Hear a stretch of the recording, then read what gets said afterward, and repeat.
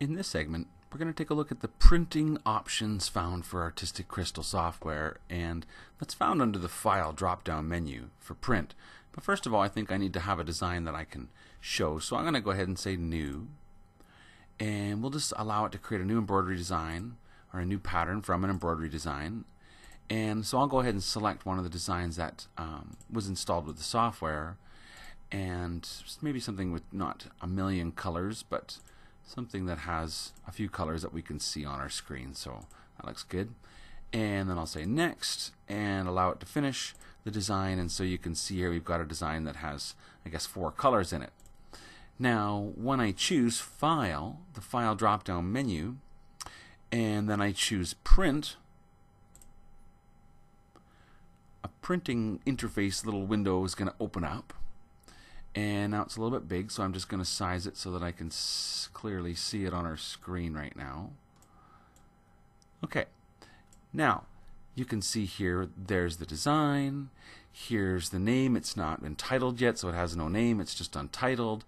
The printout is by Creative Drawings, and I could have had my name in here if I would have chosen in my options. If I put in my name, it'll put my name in here.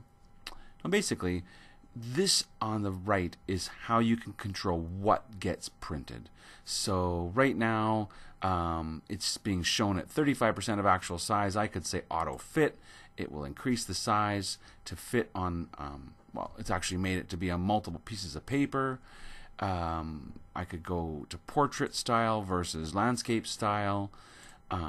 I can chart, so it's a tiled printout of 2 by 2. I could make it be 1 by 1.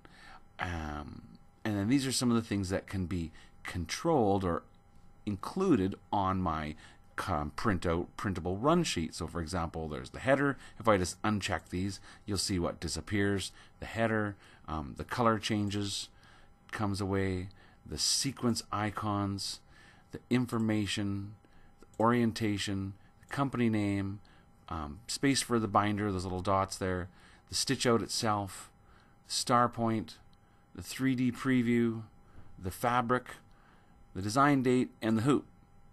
And so the more information that you choose to include, so if I start to put these on, put the embroidery hoop back in, put my design date, my fabric, 3D preview, star point, stitch count, binder space, these are all the different ways that I can control what's included on the printout. Yeah, and so then you have the ability to either save it, print it, or go to your printer setup and choose, the style paper or whatever. And you could even save this as an image. Maybe you want to just email it to somebody, I guess. So yeah, that's a little bit about the different ways that you can control your print options for the embroidery design.